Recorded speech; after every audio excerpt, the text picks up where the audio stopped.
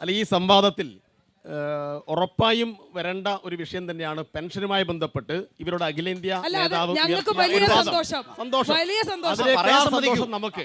അപ്പൊ അഖിലേന്ത്യാ നേതാവ് പറയാണ് ഈ 62 ലക്ഷം ആളുകളോട് നിങ്ങൾക്കെല്ലാം ഈ ചിലരുടെ കൈക്കൂലി തന്നാൽ ഈ 62 ലക്ഷം ആൾക്ക് വോട്ട് LDF ചെയ്യും എന്നല്ലേ പറഞ്ഞതിന്റെ അർത്ഥം. അപ്പൊ പിടിച്ചു വെച്ചത് ആരാണ്? പറഞ്ഞു കഴിഞ്ഞിട്ട് പറയൂ. ഞാൻ പറയട്ടെ, പിടിച്ചു വെച്ചില്ല സ്വയ അത് ഇനി അദ്ദേഹം പൂർത്തിയാകട്ടെ. സുഹൃത്തെ, ഹലോ ഇവിടെ പറയും. അല്ല, പിടിച്ചു വെച്ച കഥയൊക്കെ പറയാം. ഇവരിപ്പോ 3 മാസത്തെ മറ്റേ ഷുഗറിന്റെ ഗുളികയെ കുറിച്ച് പറഞ്ഞല്ലോ. 18 മാസത്തെ ഷുഗറിന്റെ ഗുളിക ഒന്നിച്ച് വായിലിട്ട കാലൊക്കെ ഉണ്ടായിരുന്നു. 2016 മെയ്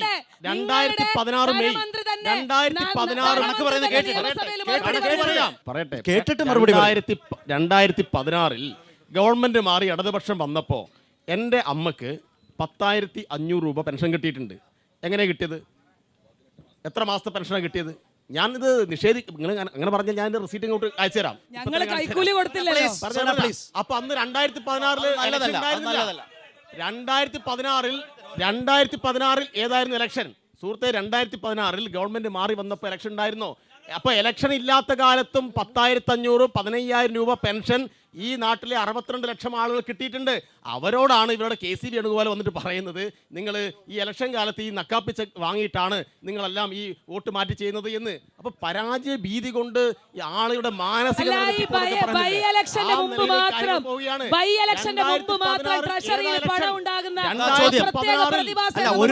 മാറിയിട്ട് ഇടതുപക്ഷം ഒരു തെരഞ്ഞെടുപ്പുമില്ലാത്ത കാലത്ത്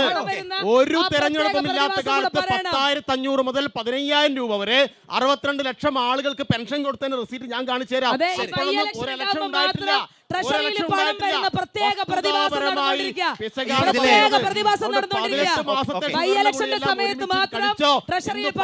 കാലം ഉണ്ടായിരുന്നു.